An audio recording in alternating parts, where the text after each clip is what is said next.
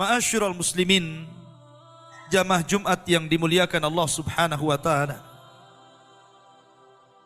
Kemuliaan seseorang itu ketika terangkai antara ruh dan juga jasad. Karena ketika jasad itu mengandung ruh, maka kita bisa lihat ketika mereka hidup di permukaan bumi. Sebagian mereka menggunakan pakaian dengan berbagai macam corak, kendaraan dengan berbagai macam merek, tinggal di rumah megah mewah dan mahal harganya. Tapi ketika ruh itu dicabut dari jasadnya, maka jasad itu akan masuk di bawah tanah dan tidak ada kemuliaan sama sekali. Makanya siapapun yang meninggal, apakah orang kaya, orang miskin, pemimpin ataupun rakyat, tetap saja pakaian mereka sama, putih, murah, dan akan dimakan cacing tanah. Ma'asyiral muslimin yang dimuliakan Allah Subhanahu wa taala. Dalam sebuah hadis disebutkan dari hadis Bara bin Azib radhiyallahu an, ketika Nabi SAW menunggu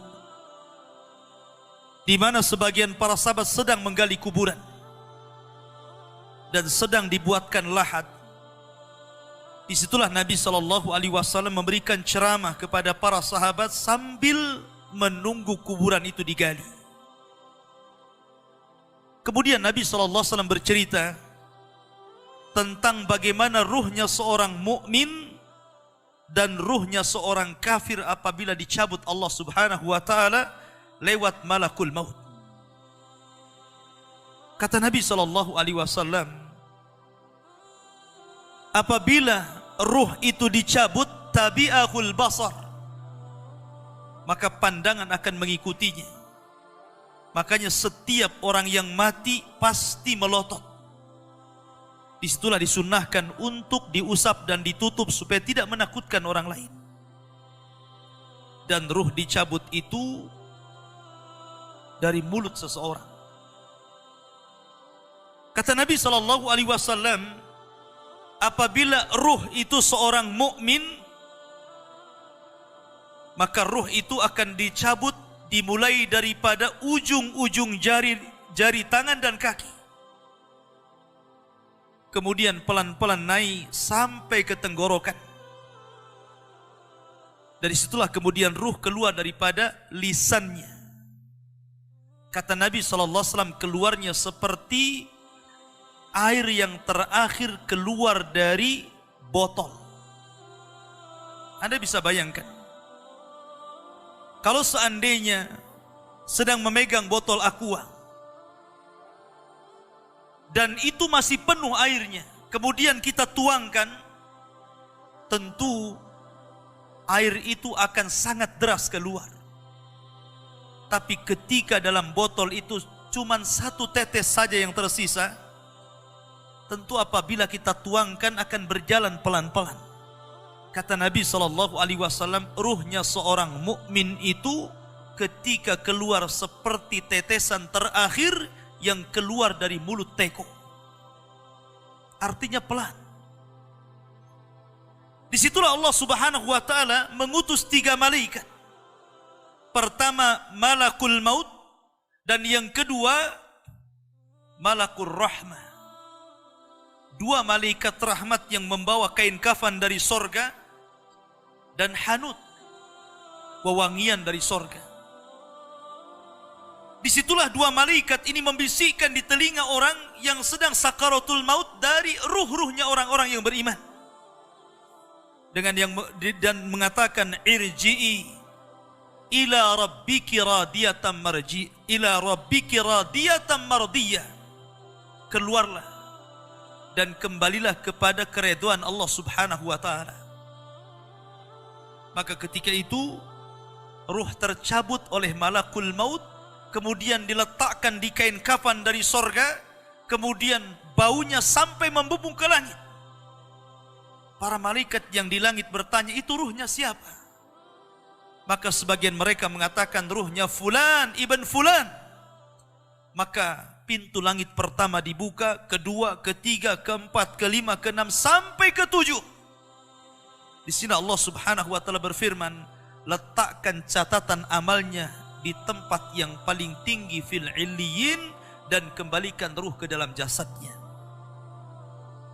Akhirnya kemudian para malaikat ini pun mengembalikan ruhnya ke dalam jasadnya. Ketika ruh itu sudah menyatu lagi dengan jasadnya, kemudian dia tersadar, kata Nabi SAW, dia sempat mendengar suara terompah orang-orang yang mengantarnya. Ketika suara terompah orang-orang yang mengantarnya semakin jauh, semakin jauh, semakin jauh, kemudian keluar dari areal kuburan, disitulah dua malaikat yang disebutkan dalam riwayat Munkar dan Nakir bertanya tentang tiga perkara. Pertama bertanya tentang man rabbuka, siapa Tuhanmu. Yang kedua, wama nabiyuka, siapa nabimu. Dan yang ketiga, wama dinuka, apa agamamu. Maka Allah Subhanahu wa taala gambarkan orang-orang yang beriman, yuthabbitullahu alladhina amanu bil qauli tsabit. Orang-orang yang beriman itu Allah mantapkan jawabannya. Apabila ditanya siapa Rabbmu, maka dia akan bertanya Allah. Apabila ditanya siapa nabimu, maka dia akan menjawab Muhammad sallallahu alaihi wasallam. Apabila ditanya apa agamamu, maka dia akan menjawab Islamlah agamaku. Ketika dia sanggup menjawab, tiba-tiba penyuruh dari langit mengatakan, sadaqa abdi, hambaku telah benar. Kemudian Allah Subhanahu wa taala berfirman, bentangkan kuburan itu seluas-luasnya. Kemudian hembuskan angin dari sorga. Maka tiba-tiba kuburan itu meluas. Kemudian angin dari sorga masuk ke dalam kuburan. Disitulah datang seseorang yang sangat tampan sekali, yang sangat indah sekali, yang sangat luar biasa tutur katanya. Tiba-tiba datang kemudian mengajak bicara, ngobrol. Tanpa terasa kemudian kiamat sudah dibangkitkan. Maka orang ini bertanya, siapa kamu? Kenapa kamu asik sekali berbicara dan ngobrol dengan saya? Maka orang ini mengatakan, ana amalukas saleh. Sayalah amal soleh. Sayalah solatmu. Sayalah puasamu. Sayalah qiraatul Qur'anmu. Sayalah birrul walidainmu. Sayalah zikirmu. Dan begitu seterusnya. Maka ketika itu dia berdoa kepada Allah Azza wa Jal, ya Rabb aqimis sa'ah. Ya Rabb, segerakan bangkitkan kiamat agar aku bisa kembali kepada harta dan keluargaku. Ini gambaran ruhnya seorang mukmin. Tapi gambaran ruhnya orang kafir berbeda tentunya dengan ruhnya orang mukmin. Kata Nabi SAW, ruhnya orang kafir itu dicabut seperti seseorang menancapkan pisau seperti cerulit ke dalam kambing wol. Kemudian bulunya disiram oleh air. Ketika pisau yang berbentuk bengkok itu dimasukkan ke dalam bulu wol yang sangat tebal, kemudian bulu itu disiram air, kemudian dipaksa dicabut, maka tentu akan merontokkan seluruh bulu-bulunya. Begitulah gambaran Nabi SAW. Ruhnya orang kafir apalagi dicabut seperti itu, akan merasakan sakit yang luar biasa. Disitulah kemudian diutus 3 malaikat, 1 malaikat maut dan 2 malaikat azab. Malaikat azab ini terus membentak-bentak ruh yang akan keluar itu dengan mengatakan, ukhruji ila sakhatim minallahi wa ghadabi. Keluar engkau kepada kemarahan Allah Subhanahu wa taala dan kemurkaannya. Dari situlah ruh tidak mau keluar. Tapi tetap saja oleh malaikat maut dipaksa keluar sehingga dia merasakan sakarat, merasakan rasa sakit yang luar biasa. Maka setelah ruh itu dipaksa keluar, langsung kemudian malaikat azab memasakkan kain kapan dari neraka dengan bau busuk yang luar biasa, sehingga satu pun malaikat yang di langit tidak berani mendekatinya. Akhirnya ketika ruh sudah masuk ke dalam kain kafan berbau busuk itu, malaikat hanya bisa saling melempar satu dengan yang lain. Tidak ada yang berani mendekat. Disitulah Allah Subhanahu wa ta'ala takdirkan dia tidak bisa naik ke langit. Jangan lagi langit kedua, ketiga, keempat, keenam sampai ketujuh. Langit pertama pun tidak dibukakan pintunya. Dan itulah isyarat Al-Quran. La tufattahu lahum abwabus sama wa la yadkhulunal jannah hatta yalijal jamalu fi sammil khiyat. Bahwa pintu langit tidak dibukakan kepada mereka. Kalaupun dibukakan kepada mereka mustahil, dan mereka tidak akan masuk ke dalam sorga sampai ada cerita unta masuk ke liang jarum, kata Allah. Lihat bagaimana tersiksanya ruhnya orang kafir ini, ruhnya orang munafik. Maka ruh itu kemudian dijatuhkan dari langit, kemudian masuk lagi ke dalam jasadnya dengan kondisi sudah patah, kesakitan, ibarat Anda jatuh dari ketinggian. Disitulah tiba-tiba ketika sadar, dua malaikat Munkar dan Nakir sudah membentaknya. Man rabbuka, siapa Rabbmu? Dia hanya mengatakan haha la adri, aqulu kama qala an-nas wa fa'altu kama fa'alan nas. Aku tidak tahu, aku tidak tahu. Aku hanya mengatakan apa yang dikatakan manusia, dan aku hanya berbuat apa yang aku lihat manusia berbuat. Hanya taklid, ikut-ikutan. Maka dia pun dipukul setiap salah menjawab dengan gada malaikat yang kalau diletakkan di gunung Uhud, hancur gunung Uhud itu, kata Nabi SAW. Kemudian ditanya tentang siapa nabinya, tidak bisa menjawab. Kemudian ditanya tentang apa agamanya, tidak bisa menjawab. Maka ketika itu datangkan laki-laki yang jelek, laki-laki yang tuli, laki-laki yang bisu, yang hanya di tangannya palu yang siap memukul-mukul dia sampai kiamat dibangkitkan. Ma'asyiral muslimin yang dimuliakan Allah Azza wa Jalla. Ketika itu ada seruan dari langit, angkadzaba abdi, hambaku telah berdusta. Sempitkan kuburannya, bukakan pintu ke arah neraka, biar hembusan-hembusan neraka masuk ke dalam kuburannya. Dari sinilah Utsman bin Affan radhiyallahu anhu, seorang khalifah, apabila diceritakan sorga dan neraka, Utsman tidak pernah menangis. Tapi kalau diceritakan tentang kuburan, Utsman itu langsung menangis. Alasannya apa? Kata Utsman bin Affan, karena kuburan itu yang menentukan kemana arah seseorang. Kuburan itulah yang menentukan kemana arah seseorang. Apakah dia masuk ke dalam ashabun nar ataukah ashabul jannah. Makanya Umar bin Abdul Aziz rahimahullahu ta'ala, ketika dia ziarah kubur di akhir hayatnya, kemudian dia menangis di kuburan, dan dikatakan wa ma yubki ya khalifah, apa yang membuat anda menangis wahai khalifah? Kata Umar bin Abdul Aziz, fa ana la adri min ayyi fariqaini ana.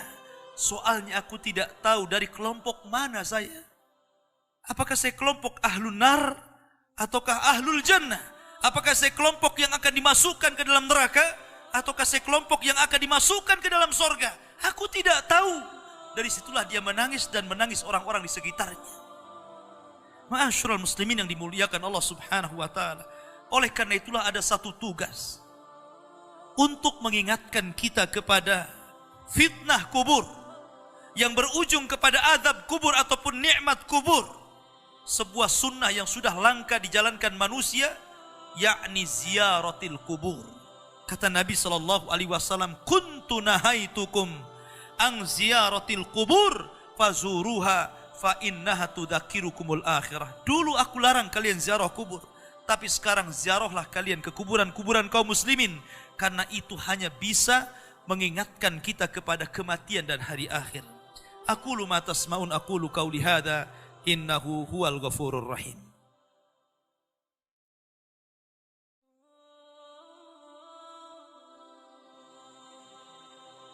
Bihamdillahi wassalatu wassalamu ala rasulillah wa ala alihi wa sahbihi wa mawalah wa la hawla wa la quwata illa billahi wa ba'du. Kehidupan dalam kuburan jauh lebih panjang dibandingkan kehidupan di dunia. Nabi SAW bersabda, a'maru ummati baina sittina wa sab'in. Bahwa usia umatku itu hanya berkisar 60 sampai 70 tahun saja. Sedikit yang lewat 70 tahun. Kalaupun ada usia yang sampai 100 tahun itu sedikit sekali. Tapi kebanyakan di bawah 70 tahun, umumnya umat Rasul itu sudah meninggal dunia. Tetapi ketika orang masuk ke dalam kuburan, usia dia di kuburan sampai kiamat ditegakkan itu panjang sekali. Anda bisa bayangkan, orang yang meninggal sejak zaman Nabi Adam, sampai hari ini kiamat tidak dibangkit-bangkitkan. Orang yang meninggal di zaman Rasul, sudah 1440 Hijriyah, itu dari hitungan hijrah Nabi SAW. Sampai hari ini pun belum dikiamat-kiamatkan. Menunjukkan bahwa kehidupan kuburan jauh lebih panjang dibandingkan kehidupan dunia. Dari sinilah maka wajar seorang mukmin harus takut. Takut dengan kehidupan kuburan. Ma'asyiral muslimin yang dimuliakan Allah Azza wa Jalla. Tetapi para ulama mengatakan, apakah orang yang mendapatkan azab kubur itu munqati atau mustamir? Terus menerus ataukah terputus? Kata para ulama, azab kubur itu hanya terputus dengan tiupan sangkakala Israfil. Maka ketika alamat-alamat kiamat besar, munculnya Dajjal.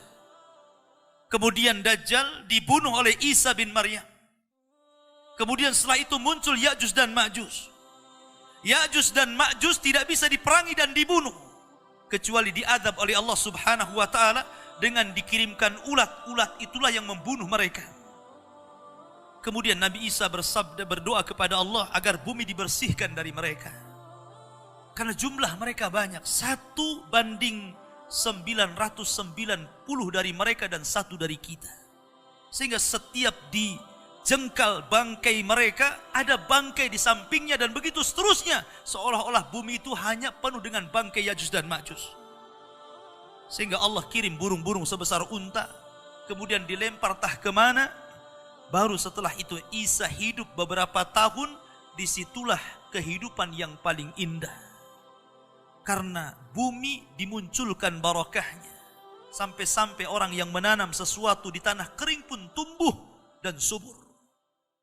Baru setelah Isa bin Maryam meninggal dunia, kemudian manusia mulai menjauh dari agamanya. Setelah mereka jauh dari agamanya, diangkatlah Al-Quran. Sehingga tidak ada satupun tulisan di dunia, sehingga orang yang hendak membacanya kosong Al-Qurannya. Orang hendak mengeluarkan dari hafalannya, lupa hafalannya.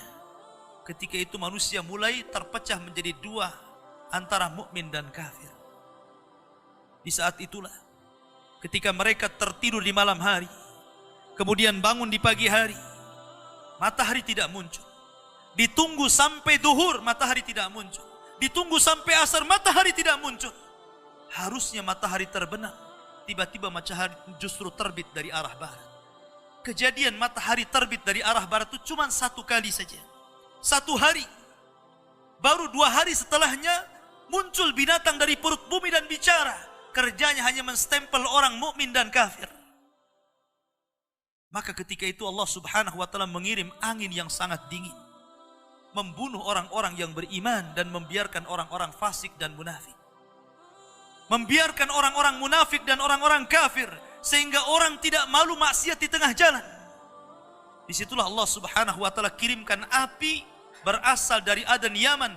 Api ini tidak membakar manusia, tetapi menggiring sampai ke negeri Syam. Disinilah Nabi SAW bersabda, la taqumu sa'ah illa ala syiraril khalqi. Tidak mungkin tegak hari kiamat kecuali tegak di atas manusia yang paling buruk. Ketika itulah Nabi SAW menceritakan bahwa Allah Subhanahu wa taala memerintahkan kepada Israfil untuk meniup sangkakala yang pertama. Disinilah adab kubur terputus. Karena ketika itu seluruh orang mati. Baik orang yang ada di atas bumi atau yang ada di bawah bumi. Baik kalangan jin, baik malaikat. Kecuali makhluk-makhluk yang Allah kehendaki saja. Semua hancur. Dan Abu Hurairah radhiyallahu anhu menceritakan kehancuran bumi setelah tiupan sangkakala itu adalah 40.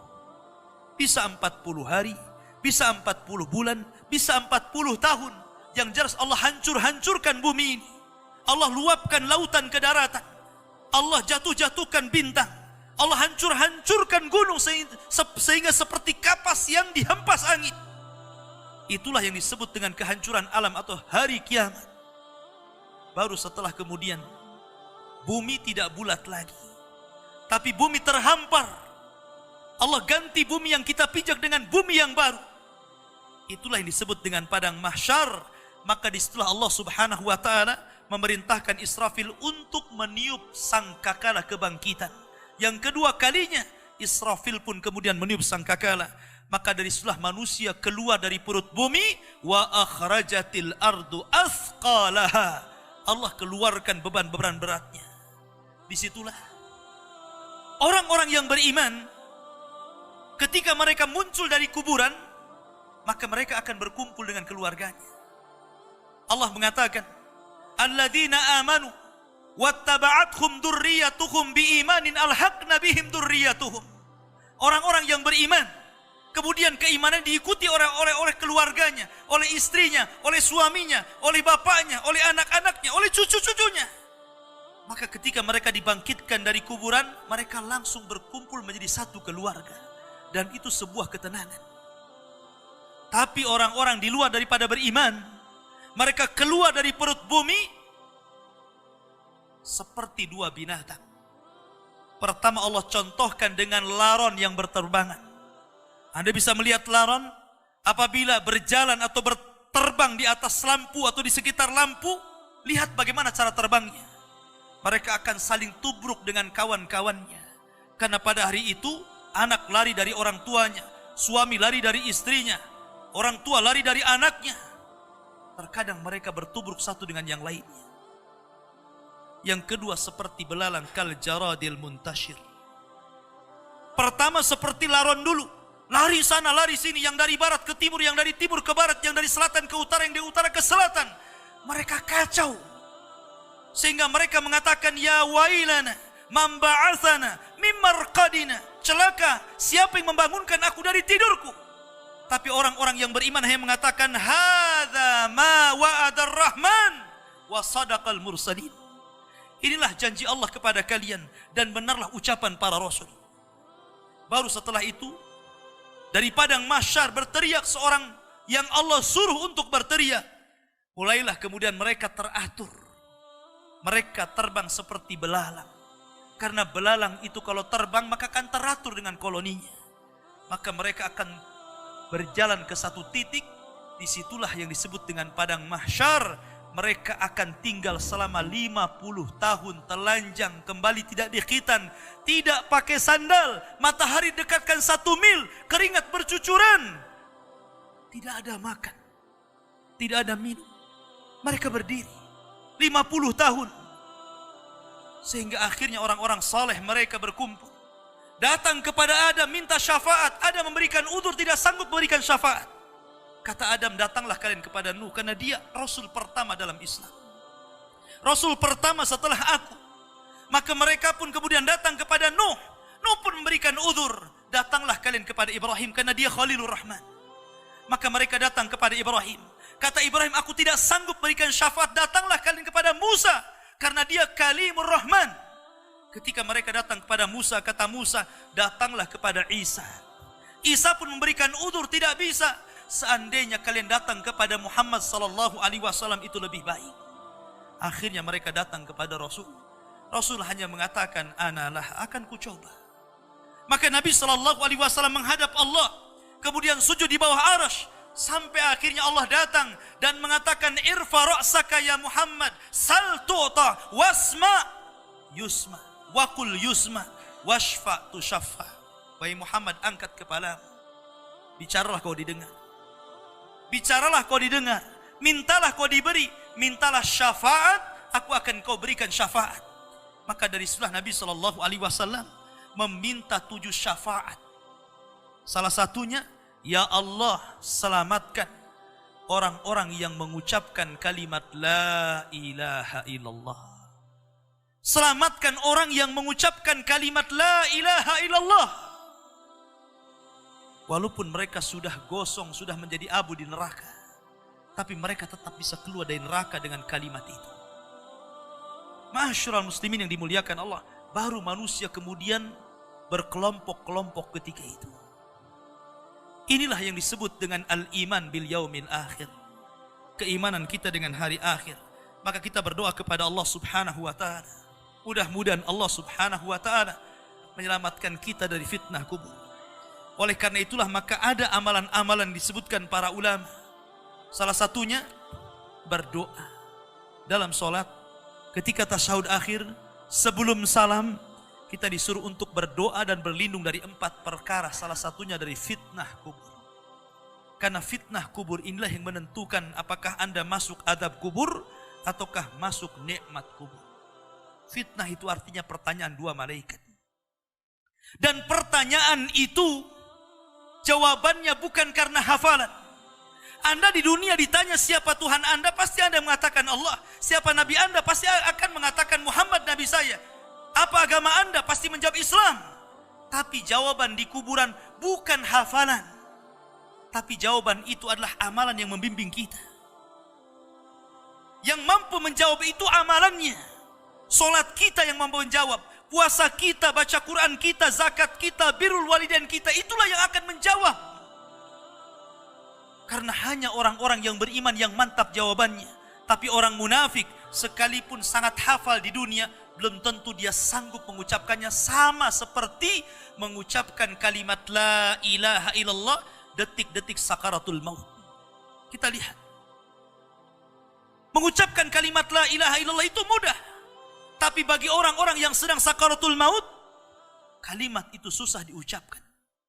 Walaupun hanya itu saja kalimat yang sanggup diucapkan oleh orang yang sedang sakaratul maut, tetapi belum tentu orang bisa mengucapkannya. Karena bukan hafalan. Yang mengucapkan kalimat itu bukan hafalan, tetapi amalan dialah. Makanya para ulama mengatakan salah satu alamat husnul khatimah ketika dia bisa mengucapkan kalimat itu, karena Nabi SAW mencontohkan ketika detik-detik sakaratul maut, Nabi SAW mengatakan la ilaha illallah wa innal mauta la sakarat. La ilaha illallah, sesungguhnya kematian itu sangat menyakitkan. Kalau Nabi SAW saja sakit ketika meninggal, tentu di luar Nabi SAW lebih sakit lagi. Tapi ingat, sakitnya seorang yang beriman ketika ruh dicabut, itu awal merontokkan dosa-dosanya. Tetapi sakitnya orang-orang kafir ketika dicabut, itu awal dari azab dia sebelum masuk kuburan dan sebelum masuk ke dalam neraka. Ma'asyiral muslimin. Oleh karena itulah maka jadikan dunia ini senjata. Dan senjata yang paling baik adalah doa. Jadikan dunia ini penjara. Karena memang kita masih di penjara. Anda tidak boleh tidak meninggalkan sholat, masih tidak boleh. Kita masih harus tetap sholat, zakat, puasa, haji, berbuat baik. Jadikan dunia ini penjara. Karena Rasul yang mengatakan, ad-dunya sijnul mu'min. Dunia ini penjara bagi orang-orang yang beriman. Kita harus terpenjara dengan ibadah. Tetapi orang-orang kafir itu sorga. Bagi mereka tidak sholat, tidak puasa, tidak zakat, itu sorga bagi mereka. Tapi orang-orang yang beriman, walaupun sesenang apapun Anda diberikan harta yang banyak sekalipun, tetap saja kewajiban sholat tidak boleh ditinggalkan. Tetap saja kewajiban zakat tidak ditinggalkan. Tetap saja kewajiban haji tidak boleh ditinggalkan. Walaupun Anda sudah jadi presiden sekalipun. Karena dunia ini penjara bagi orang-orang yang beriman. Sebab kalau orang sudah mati, tidak ada perbedaan apakah Anda presiden, menteri, rakyat, orang kaya, orang biasa, sama di kuburan itu. Dan tidak bisa dibanggakan kecuali amalannya. Inna Allah wa malaikatahu yusalluna ala nabi. Ya ayyuhalladzina amanu sallu alaihi wa sallimu taslima. Baiklah kita banyak-banyak bersalawat kepada Nabi SAW di hari Jumat ini. Allahumma salli ala Muhammad wa ala alihi wa sahbihi wa man sara ala nahjihi ila yaumiddin. Allahumma ighfir lil muslimina wal muslimat wal mu'minina wal mu'minat al ahya'i minhum wal amwat innahu qaribu mujibu da'wah ya qadiyal hajat. Allahumma arinal haqqa haqqa warzuqna ittiba'ah wa arinal batila batila warzuqna istinabah. Allahumma nas'alukal jannah wa ma qarraba ilaiha min qawli wa amal wa na'udzubika min sakhatika wan nar. Allahumma aslih wulata umuril muslimin. Allahumma aslih wulata umuril muslimin. Allahumma aslih wulata umuril muslimin. Allahumma izzal islam wal muslimin wa adilla syirka wal kafarata wal munafikin. Allahumma nas'aluka khaira ajilih wa ajilih ma alimna minhu wa ma lam na'lam. Rabbana la tuzigh qulubana ba'da idh hadaitana wa hab lana min ladunka rahmatan innaka antal wahhab. Rabbana hab lana min azwajina wa dhurriyyatina qurrata ayun waj'alna lil muttaqina imama waj'alna lil muttaqina imama waj'alna lil muttaqina imama. Rabbana atina fid dunya hasanah wa fil akhirati hasanah wa qina adzabannar. Wa sallallahu ala nabiyyina Muhammad walhamdulillahi rabbil alamin. Ibadallah, innallaha ya'muru bil ahdi wal ihsan wa ita'idil qurba wa yanhanil fahsya'i wal munkar. Ma'asyiral muslimin, jamaah Jumat yang dimuliakan Allah Subhanahu wa taala. Kemuliaan seseorang itu ketika terangkai antara ruh dan juga jasad. Karena ketika jasad itu mengandung ruh, maka kita bisa lihat ketika mereka hidup di permukaan bumi. Sebagian mereka menggunakan pakaian dengan berbagai macam corak, kendaraan dengan berbagai macam merek, tinggal di rumah megah mewah dan mahal harganya. Tapi ketika ruh itu dicabut dari jasadnya, maka jasad itu akan masuk di bawah tanah dan tidak ada kemuliaan sama sekali.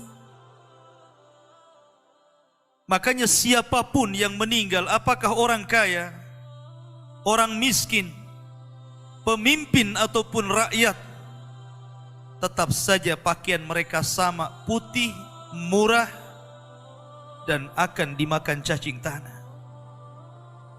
Ma'asyiral muslimin yang dimuliakan Allah Subhanahu wa taala. Dalam sebuah hadis disebutkan dari hadis Bara bin Azib radhiyallahu an, ketika Nabi SAW menunggu di mana sebagian para sahabat sedang menggali kuburan dan sedang dibuatkan lahat, disitulah Nabi SAW memberikan ceramah kepada para sahabat sambil menunggu kuburan itu digali. Kemudian Nabi SAW bercerita tentang bagaimana ruhnya seorang mukmin dan ruhnya seorang kafir apabila dicabut Allah Subhanahu wa taala lewat malakul maut. Kata Nabi SAW, apabila ruh itu dicabut, tabi'ahul basar, maka pandangan akan mengikutinya. Makanya setiap orang yang mati pasti melotot. Disitulah disunnahkan untuk diusap dan ditutup supaya tidak menakutkan orang lain. Dan ruh dicabut itu dari mulut seseorang. Kata Nabi SAW, apabila ruh itu seorang mukmin, maka ruh itu akan dicabut dimulai daripada ujung-ujung jari tangan dan kaki. Kemudian pelan-pelan naik sampai ke tenggorokan. Dari situlah kemudian ruh keluar daripada lisannya. Kata Nabi SAW, keluarnya seperti air yang terakhir keluar dari botol. Anda bisa bayangkan, kalau seandainya sedang memegang botol aqua dan itu masih penuh airnya, kemudian kita tuangkan, tentu air itu akan sangat deras keluar. Tapi ketika dalam botol itu cuma satu tetes saja yang tersisa, tentu apabila kita tuangkan akan berjalan pelan-pelan. Kata Nabi SAW, ruhnya seorang mukmin itu ketika keluar seperti tetesan terakhir, yang keluar dari mulut teko. Artinya pelan. Disitulah Allah Subhanahu wa ta'ala mengutus 3 malaikat. Pertama malakul maut, dan yang kedua malakul rahmah. 2 malaikat rahmat yang membawa kain kafan dari sorga, dan hanut, wewangian dari sorga. Disitulah 2 malaikat ini membisikkan di telinga orang yang sedang sakaratul maut dari ruh-ruhnya orang-orang yang beriman. Dan mengatakan irji'i ila rabbiki radiyatan marji, ila rabbiki radiyatan mardiyah. Keluarlah dan kembalilah kepada keridhaan Allah Subhanahu wa ta'ala. Maka ketika itu ruh tercabut oleh malakul maut, kemudian diletakkan di kain kafan dari sorga, kemudian baunya sampai membubung ke langit. Para malaikat yang di langit bertanya, itu ruhnya siapa? Maka sebagian mereka mengatakan ruhnya fulan ibn fulan. Maka pintu langit pertama dibuka, kedua, ketiga, keempat, kelima, keenam, sampai ke-7. Di sini Allah Subhanahu wa ta'ala berfirman, letakkan catatan amalnya di tempat yang paling tinggi fil illiyin, dan kembalikan ruh ke dalam jasadnya. Akhirnya kemudian para malaikat ini pun mengembalikan ruhnya ke dalam jasadnya. Ketika ruh itu sudah menyatu lagi dengan jasadnya, kemudian dia tersadar. Kata Nabi SAW, dia sempat mendengar suara terompah orang-orang yang mengantarnya. Ketika suara terompah orang-orang yang mengantarnya semakin jauh, semakin jauh, semakin jauh, kemudian keluar dari areal kuburan, disitulah 2 malaikat yang disebutkan dalam riwayat Munkar dan Nakir bertanya tentang 3 perkara. Pertama bertanya tentang man rabbuka, siapa Tuhanmu. Yang kedua, wama nabiyuka, siapa nabimu. Dan yang ketiga, wama dinuka, apa agamamu. Maka Allah Subhanahu wa ta'ala gambarkan orang-orang yang beriman, yuthabbitullahu alladhina amanu bil qauli tsabit. Orang-orang yang beriman itu Allah mantapkan jawabannya. Apabila ditanya siapa Rabbmu, maka dia akan bertanya Allah. Apabila ditanya siapa nabimu, maka dia akan menjawab Muhammad sallallahu alaihi wasallam. Apabila ditanya apa agamamu, maka dia akan menjawab Islamlah agamaku. Ketika dia sanggup menjawab, tiba-tiba penyuruh dari langit mengatakan, sadaqa abdi, hambaku telah benar. Kemudian Allah Subhanahu wa ta'ala berfirman, bentangkan kuburan itu seluas-luasnya. Kemudian hembuskan angin dari sorga. Maka tiba-tiba kuburan itu meluas. Kemudian angin dari sorga masuk ke dalam kuburan.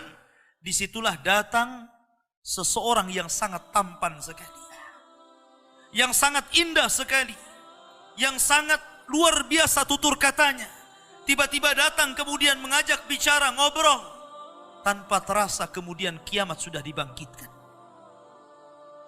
Maka orang ini bertanya, siapa kamu? Kenapa kamu asik sekali berbicara dan ngobrol dengan saya? Maka orang ini mengatakan, ana amaluka saleh. Sayalah amal soleh. Sayalah solatmu. Sayalah puasamu. Sayalah kiraatul Qur'anmu. Sayalah birrul walidainmu. Sayalah zikirmu. Dan begitu seterusnya. Maka ketika itu dia berdoa kepada Allah Azza wa Jal. Ya Rab, aqimis sa'ah. Ya Rab, segerakan bangkitkan kiamat. Agar aku bisa kembali kepada harta dan keluargaku. Ini gambaran ruhnya seorang mukmin. Tapi gambaran ruhnya orang kafir berbeda tentunya dengan ruhnya orang mukmin. Kata Nabi SAW, ruhnya orang kafir itu dicabut seperti seseorang menancapkan pisau seperti cerulit ke dalam kambing wol. Kemudian bulunya disiram oleh air. Ketika pisau yang berbentuk bengkok itu dimasukkan ke dalam bulu wol yang sangat tebal, kemudian bulu itu disiram air, kemudian dipaksa dicabut, maka tentu akan merontokkan seluruh bulu-bulunya. Begitulah gambaran Nabi SAW. Ruhnya orang kafir apalagi dicabut seperti itu, akan merasakan sakit yang luar biasa. Disitulah kemudian diutus 3 malaikat, 1 malaikat maut dan 2 malaikat azab. Malaikat azab ini terus membentak-bentak ruh yang akan keluar itu dengan mengatakan, ukhruji ila sakhatim minallahi wa ghadabi, keluar engkau kepada kemarahan Allah Subhanahu wa taala dan kemurkaannya. Dari situlah ruh tidak mau keluar, tapi tetap saja oleh malaikat maut dipaksa keluar, sehingga dia merasakan sakarat, merasakan rasa sakit yang luar biasa. Maka setelah ruh itu dipaksa keluar, langsung kemudian malaikat azab memasakkan kain kafan dari neraka dengan bau busuk yang luar biasa, sehingga satu pun malaikat yang di langit tidak berani mendekatinya. Akhirnya ketika ruh sudah masuk ke dalam kain kafan berbau busuk itu, malaikat hanya bisa saling melempar satu dengan yang lain. Tidak ada yang berani mendekat. Disitulah Allah Subhanahu wa ta'ala takdirkan dia tidak bisa naik ke langit. Jangan lagi langit kedua, ketiga, keempat, keenam, sampai ketujuh. Langit pertama pun tidak dibukakan pintunya. Dan itulah isyarat Al-Quran. La tufattahu lahum abwabus sama wa la yadkhuluna al-jannah hatta yalijal jamalu fi sammil khiyat. Bahwa pintu langit tidak dibukakan kepada mereka. Kalaupun dibukakan kepada mereka, mustahil. Dan mereka tidak akan masuk ke dalam sorga sampai ada cerita unta masuk ke liang jarum, kata Allah. Lihat bagaimana tersiksanya ruhnya orang kafir ini, ruhnya orang munafik. Maka ruh itu kemudian dijatuhkan dari langit, kemudian masuk lagi ke dalam jasadnya dengan kondisi sudah patah, kesakitan, ibarat Anda jatuh dari ketinggian. Disitulah tiba-tiba ketika sadar, 2 malaikat Munkar dan Nakir sudah membentaknya. Man rabbuka, siapa Rabbmu? Dia hanya mengatakan, ha la adri, aqulu kama qalan nas wa fa'altu kama fa'alan nas. Aku tidak tahu, aku tidak tahu. Aku hanya mengatakan apa yang dikatakan manusia, dan aku hanya berbuat apa yang aku lihat manusia berbuat. Hanya taklid, ikut-ikutan. Maka dia pun dipukul setiap salah menjawab dengan gada malaikat yang kalau diletakkan di gunung Uhud, hancur gunung Uhud itu, kata Nabi SAW. Kemudian ditanya tentang siapa nabinya, tidak bisa menjawab. Kemudian ditanya tentang apa agamanya, tidak bisa menjawab. Maka ketika itu datangkan laki-laki yang jelek, laki-laki yang tuli, laki-laki yang bisu, yang hanya di tangannya palu yang siap memukul-mukul dia sampai kiamat dibangkitkan. Ma'asyiral muslimin yang dimuliakan Allah Azza wa Jalla. Ketika itu ada seruan dari langit, an kadzdzaba abdi, hambaku telah berdusta. Sempitkan kuburannya, bukakan pintu ke arah neraka, biar hembusan-hembusan neraka masuk ke dalam kuburannya. Dari sinilah Utsman bin Affan radhiyallahu anhu, seorang khalifah, apabila diceritakan sorga dan neraka, Utsman tidak pernah menangis. Tapi kalau diceritakan tentang kuburan, Utsman itu langsung menangis. Alasannya apa? Kata Utsman bin Affan, karena kuburan itu yang menentukan kemana arah seseorang. Kuburan itulah yang menentukan kemana arah seseorang. Apakah dia masuk ke dalam ashabun nar ataukah ashabul jannah. Makanya Umar bin Abdul Aziz rahimahullahu ta'ala, ketika dia ziarah kubur di akhir hayatnya, kemudian dia menangis di kuburan dan dikatakan, wa ma yubki ya khalifah, apa yang membuat anda menangis wahai khalifah? Kata Umar bin Abdul Aziz, fa ana la adri min ayyi fariqaini ana, soalnya aku tidak tahu dari kelompok mana saya. Apakah saya kelompok ahlun nar ataukah ahlul jannah? Apakah saya kelompok yang akan dimasukkan ke dalam neraka ataukah saya kelompok yang akan dimasukkan ke dalam sorga? Aku tidak tahu. Dari situlah dia menangis dan menangis orang-orang di sekitarnya. Ma'asyiral muslimin yang dimuliakan Allah Subhanahu wa ta'ala. Oleh karena itulah ada satu tugas untuk mengingatkan kita kepada fitnah kubur yang berujung kepada azab kubur ataupun nikmat kubur, sebuah sunnah yang sudah langka dijalankan manusia, yakni ziyaratil kubur. Kata Nabi SAW, kuntu nahaitukum ang ziyaratil kubur fazuruha fa innaha tudzakirukumul akhirah. Dulu aku larang kalian ziarah kubur, tapi sekarang ziarahlah kalian ke kuburan-kuburan kaum muslimin, karena itu hanya bisa mengingatkan kita kepada kematian dan hari akhir. Aqulu ma tasma'un, aqulu qauli hadza, innahu huwal ghafurur rahim.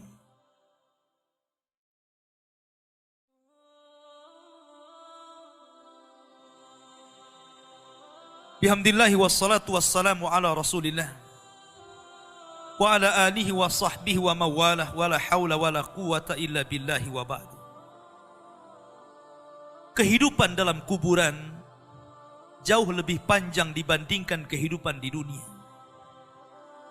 Nabi SAW bersabda, a'maru ummati baina sittina wa sab'in, bahwa usia umatku itu hanya berkisar 60-70 tahun saja. Sedikit yang lewat 70 tahun. Kalaupun ada usia yang sampai 100 tahun, itu sedikit sekali. Tapi kebanyakan di bawah 70 tahun, umumnya umat Rasul itu sudah meninggal dunia. Tetapi ketika orang masuk ke dalam kuburan, usia dia di kuburan sampai kiamat ditegakkan itu panjang sekali. Anda bisa bayangkan, orang yang meninggal sejak zaman Nabi Adam sampai hari ini kiamat tidak dibangkit-bangkitkan. Orang yang meninggal di zaman Rasul sudah 1440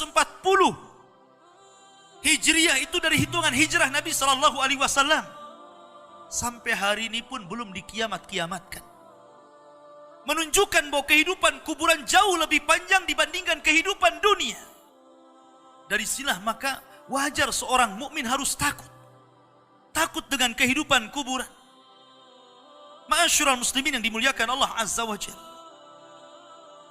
Tetapi para ulama mengatakan, apakah orang yang mendapatkan azab kubur itu munqati atau mustamir? Terus menerus ataukah terputus? Kata para ulama, azab kubur itu hanya terputus dengan tiupan sangkakala Israfil. Maka ketika alamat-alamat kiamat besar, munculnya Dajjal. Kemudian Dajjal dibunuh oleh Isa bin Maryam. Kemudian setelah itu muncul Ya'juj dan Ma'juj. Ya'juj dan Ma'juj tidak bisa diperangi dan dibunuh, kecuali diazab oleh Allah Subhanahu wa ta'ala dengan dikirimkan ulat-ulat, itulah yang membunuh mereka. Kemudian Nabi Isa bersabda, berdoa kepada Allah agar bumi dibersihkan dari mereka. Karena jumlah mereka banyak, 1 banding 990 dari mereka dan 1 dari kita. Sehingga setiap dijengkal bangkai mereka, ada bangkai di sampingnya dan begitu seterusnya. Seolah-olah bumi itu hanya penuh dengan bangkai Ya'juj dan Ma'juj. Sehingga Allah kirim burung-burung sebesar unta, kemudian dilempar entah kemana. Baru setelah itu Isa hidup beberapa tahun, disitulah kehidupan yang paling indah. Karena bumi dimunculkan barakahnya.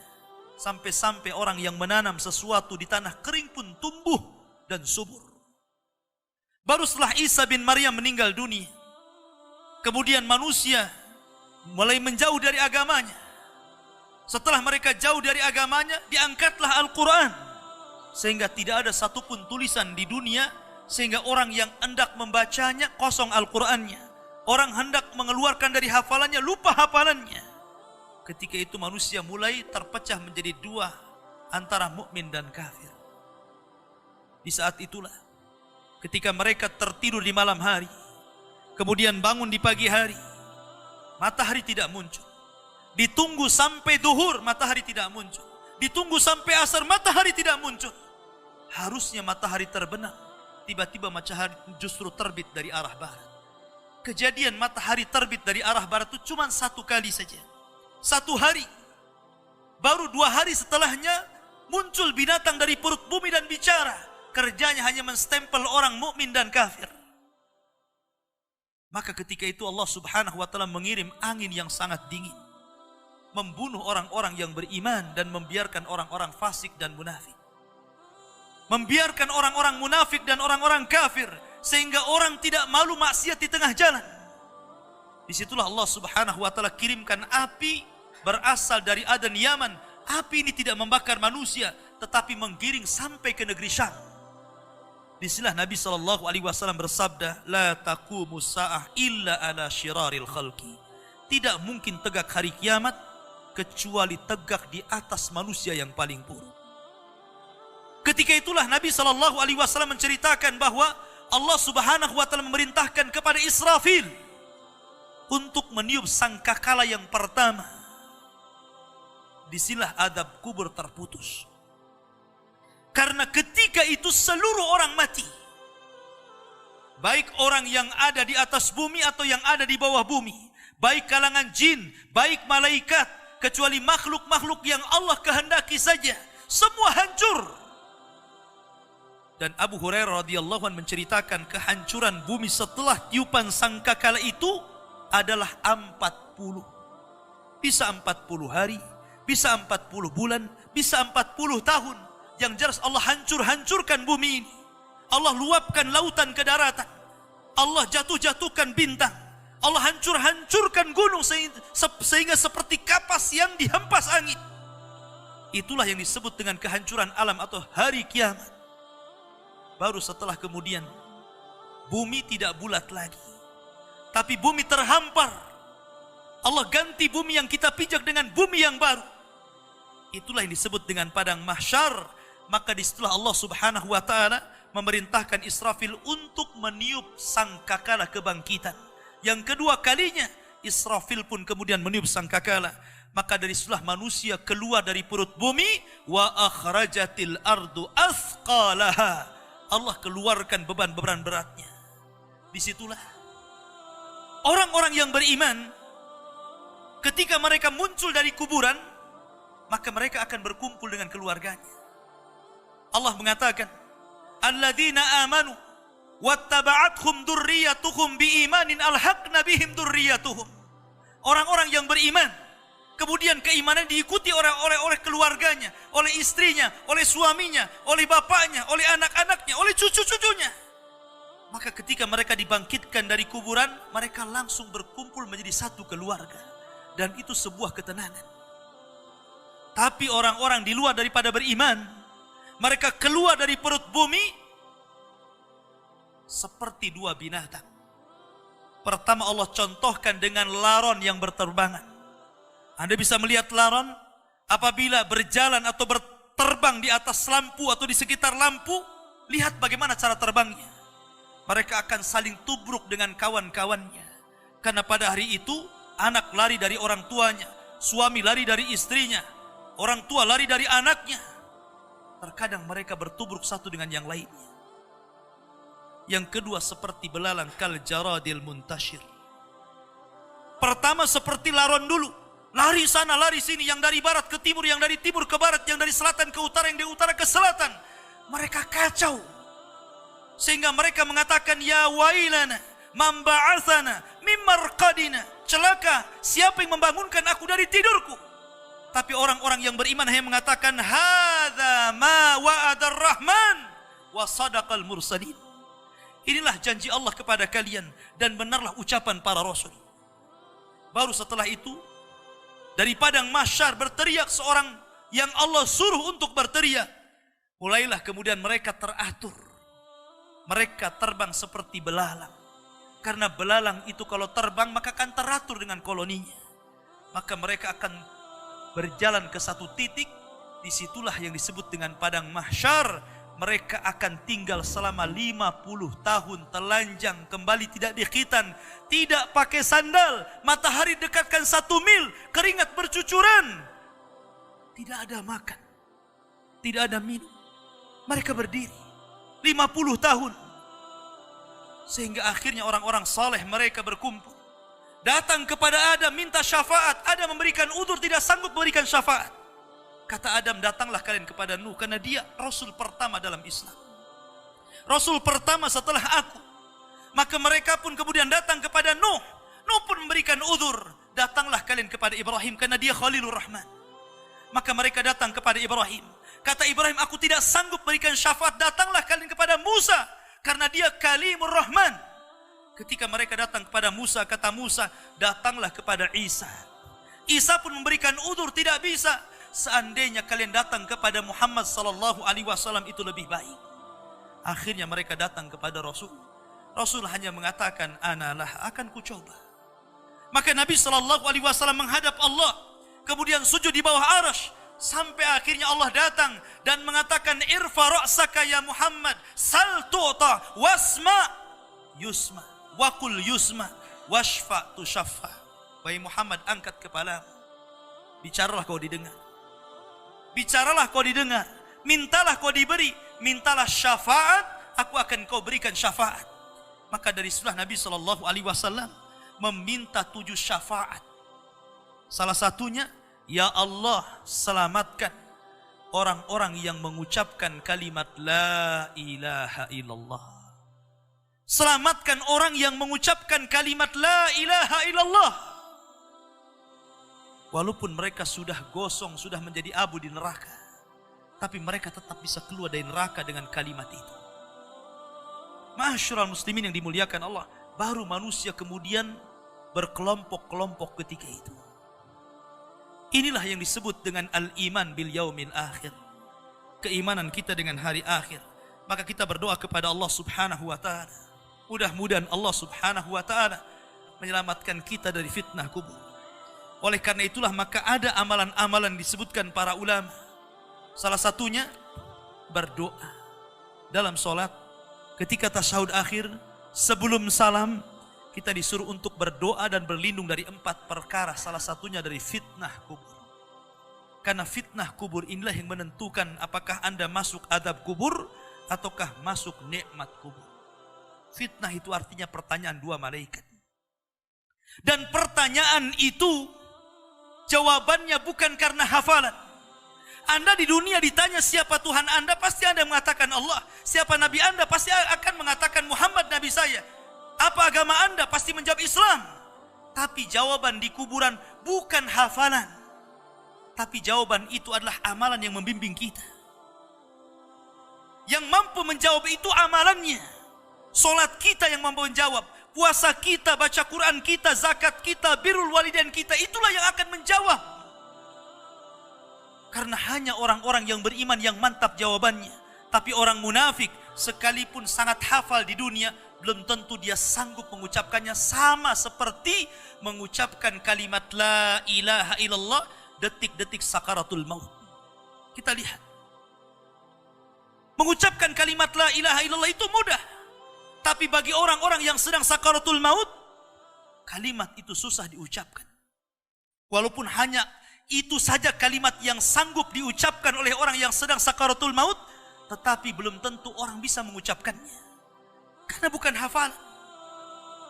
Yang mengucapkan kalimat itu bukan hafalan, tetapi amalan dialah. Makanya para ulama mengatakan salah satu alamat husnul khatimah ketika dia bisa mengucapkan kalimat itu, karena Nabi SAW mencontohkan.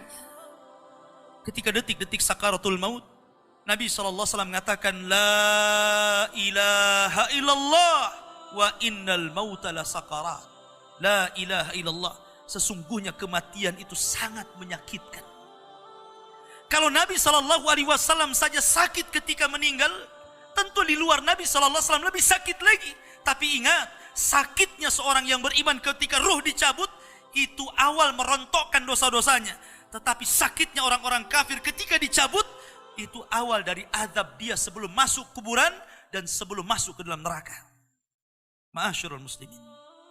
Oleh karena itulah maka, jadikan dunia ini senjata. Dan senjata yang paling baik adalah doa. Jadikan dunia ini penjara. Karena memang kita masih di penjara.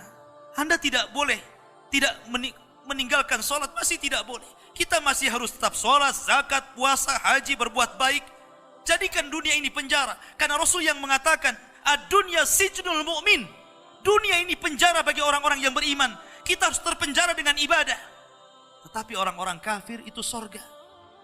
Bagi mereka tidak sholat, tidak puasa, tidak zakat, itu sorga bagi mereka.